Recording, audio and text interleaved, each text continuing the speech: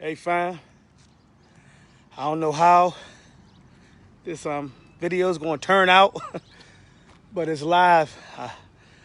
I'm beginning a new chapter of my life. I'm 50 years old. I said I would change the way I would interact with people.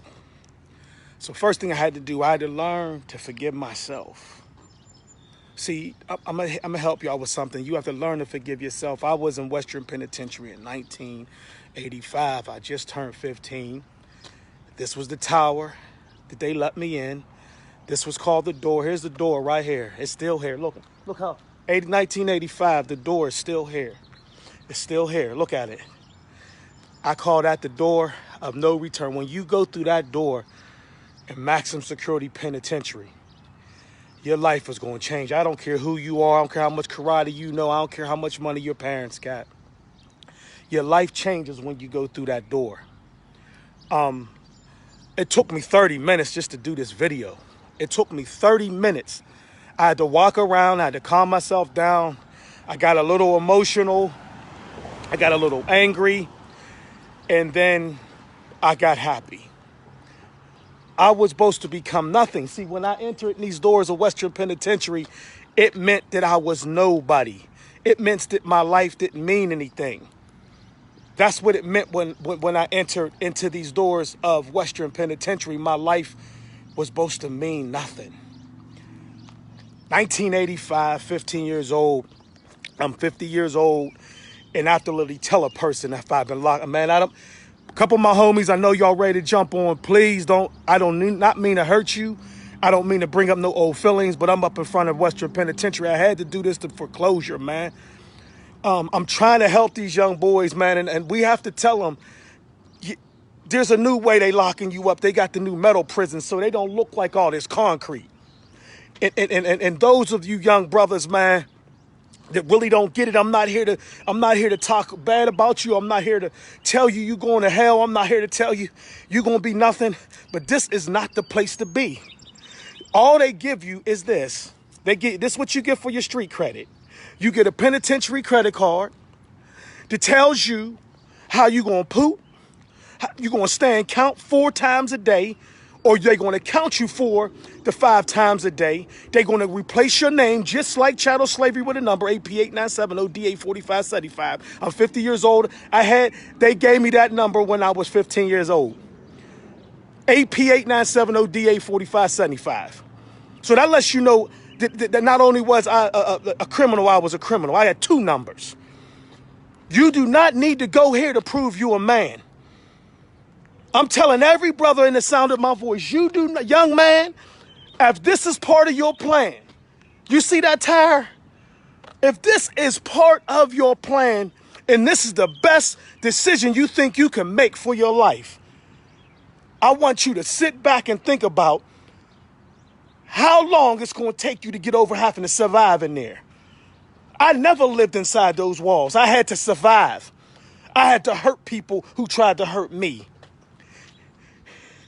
And you have to live with it. Even though you made a decision to go in there, you have to make a conscious choice to understand that every time someone comes at you, you have to put them down like an animal. They didn't name me Buck for no reason. That's all I did was fight. I had people that helped me and blessed me and helped protect me. But when I first went in there, I had to prove that I wasn't going to let no man turn me around and turn me into a female. Because that's what happens between these walls. And I'm not talking about no chattel slavery. I'm talking about men of your own color. Black men will try to turn you around and turn Jonathan into Jonetta. So I had to make sure I split their heads open. I had to make sure I put 2-3 inches of metal in their body. Because they wanted to dehumidify. They wanted to make me an animal in there. I didn't know what I would say when I walked around this place. It's falling apart. It's tearing down. But you know how many souls have died in that place? You know how many spirits are still walking around in that place? Mothers, fathers, grandmothers, granddads. Tell your children this is not the place to be. Tell your young men that there's nothing coming but a bad life for the rest of your life if you don't get yourself together. I was blessed. I had people around me that made sure I got education. They made sure that I came level, but you know what they couldn't help me with? My mind. I prayed and prayed that I wouldn't be animalistic when I left this monstrous place. There's nothing good that comes out of this place. I don't care how many prison ministries. I don't care how many Jehovah's Witnesses going here. I don't care how many religious organizations going to say. There's nothing good that comes out of this place. Young men, listen to me. If you're going to say you're going to do anything and everything you need to do to bless your family, don't make them do time with you. Because when you go in this prison house here, they go in that prison house with you. When you have daughters and sons and mothers and fathers that love you and you go inside this place called hell, they have to do the time with you. They have to go through those daggone doors and they pat them down and they fill on your woman, go through your baby's pampers, go through, man, disrespect your mama, disrespect your father. They do the time with you. Young brothers and young sisters, every choice you make, someone else has to live it with you.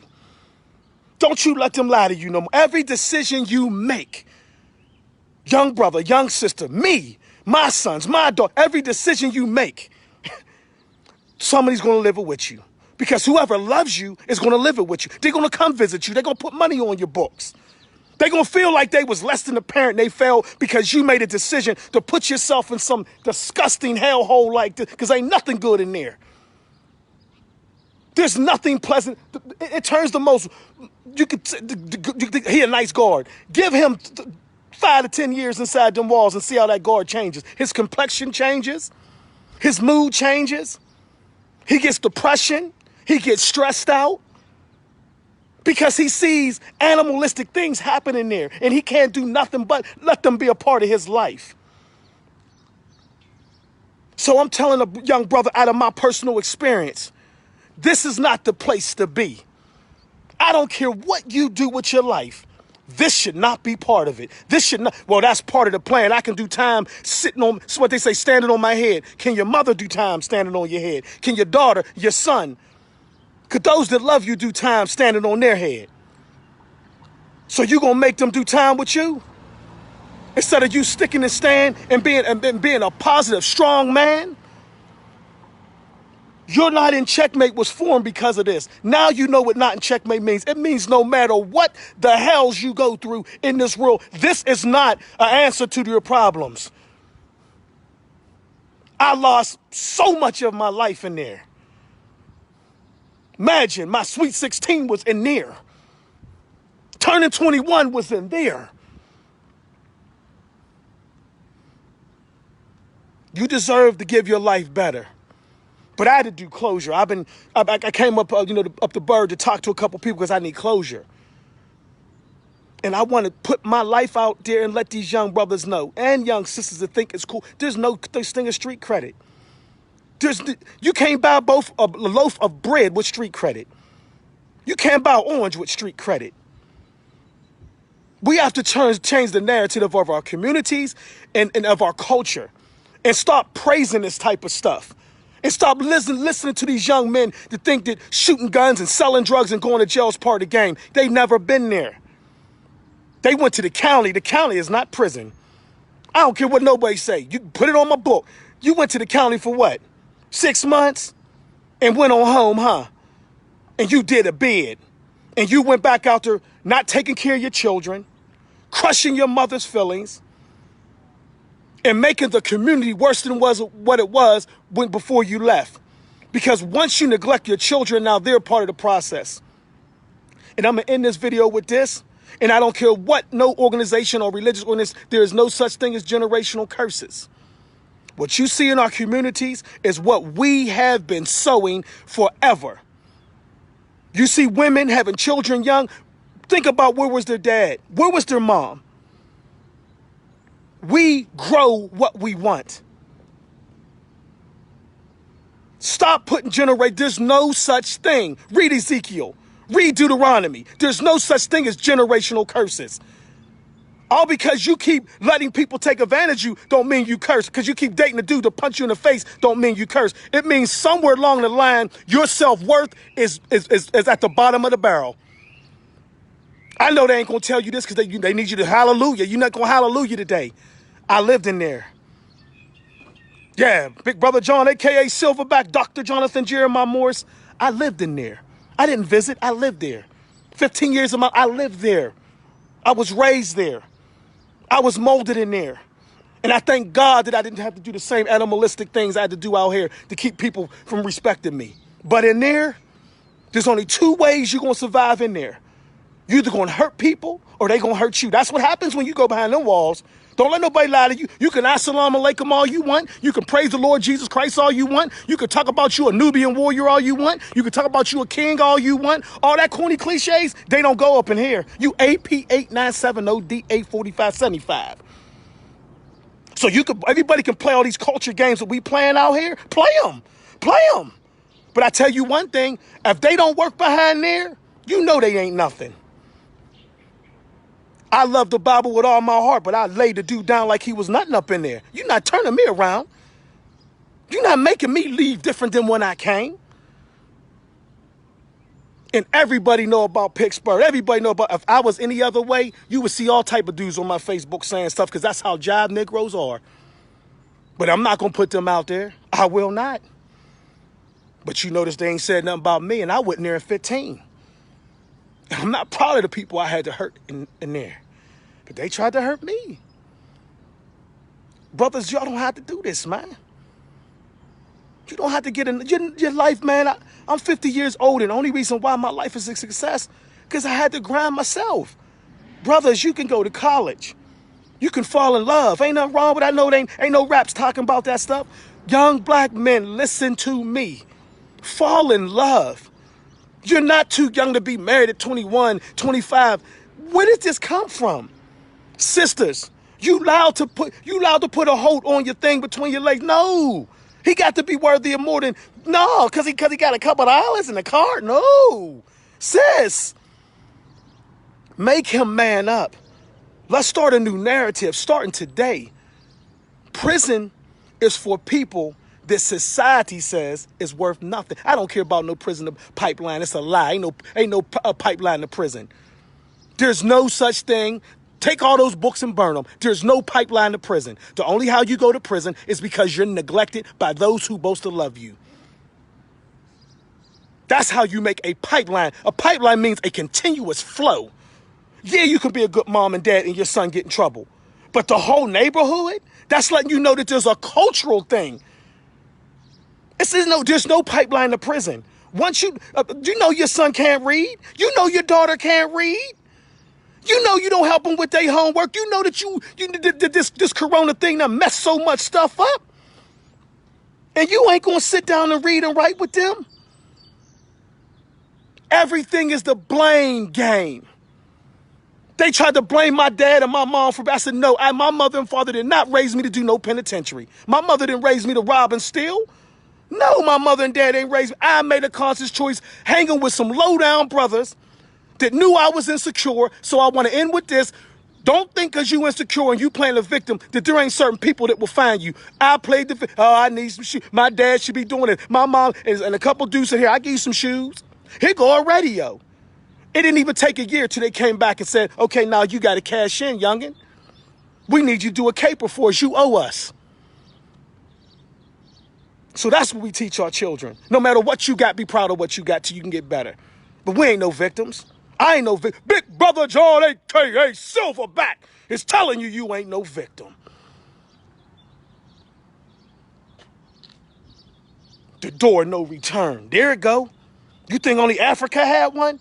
You don't see it? That's called the door, no return. You never come back and be the same person ever again. You'll never. Once I entered that door, I never was the same person again. You can ask anybody. And that tire had a dude with a 30-06. Y'all don't even know what that is. It's a hunting rifle. They had a hunting rifle in the penitentiary. Who carries a hunting rifle? They had a hunting rifle. A hunting rifle. So what were they telling us we were if there was a hunting rifle? We were animals. And I changed the narrative. That's why people say I'm arrogant. Yes, I am. I'm best thing since cornbread. You don't like it? Tough, baby. But I had to do it today. Don't find yourself behind these walls, family. Come on, man. There's nothing coming out of here. There ain't nothing coming out of here, baby. Ain't nothing coming out that tire but a 30-yard six. I was asking God to let me inside there, but man, my feelings got up. I got so emotional when I went around back. Brought back feelings, man. That smell. That smell when you enter the penitentiary. There's a smell that happens when you enter I can't explain the smell, but it's like a metal and a brick. It's like it's lead, because it was lead. There's a smell. So when I entered the building and started walking around the building, the smell hit me. Then I got angry. You would think I had a shank. So there's a lot of stuff that's not going to ever leave me, and I have to live with it. It's never going to leave me, because I had to survive behind that wall of no return. Brothers and sisters, tell your sons and your daughters they don't have to go there. I'll come and speak anywhere and everywhere. I will bless you as much as I can.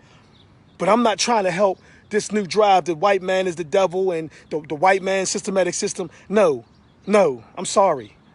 We already know there's racism. That don't make no sense. There was racism in Africa. But you don't know, we don't teach our history. There's been racism. So that gives you a right to let your son go through these walls, or your daughter to keep having children out of wedlock and stay on Section 8 because of racism? We have to change the narrative. And sisters is dealing with you're not a single parent. Listen to me, sis. As long as there's people that love you, you'll never be a single parent, because we'll help you. Brother, to come out the penitentiary, listen here. There's too many people that want to love on you. We might can't get you the $200-something Jordans, but we could start off with some New Balances or something. But you can change the narrative, and there's people out here that will bless you. I wanted you to see my eyes. I survived that. Yeah, I survived that. And I'm going to tell you something. And I give anybody permission to know me in prison. Y'all allowed to put it out there. I ain't never had no lipstick on. I never had no man in my cell with me. But I did do some heinous stuff with that lock. I done opened up some heads with some locks. Oh yeah, I did, and I done hurt some people with these hands, but I had to, because I made a decision to put myself with animals. And if they don't like what I said, well, change the narrative and come on out here and do the right thing by our people. How about that?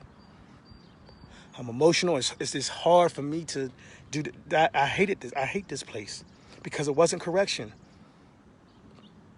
Prison guards was worse than the prisoners. Prison guards is rough. They rough on you. They'll beat you to the half inch of your life. But I gotta go.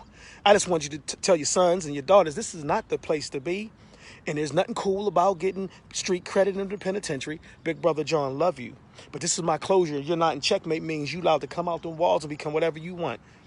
I did 15 years for crimes that I did do. No one set me up. I made a conscious choice to be a loser. All right? I love each and every one of you. I ask God to bless you on this Sunday. I ask you to stop being superficial and you go for your dreams.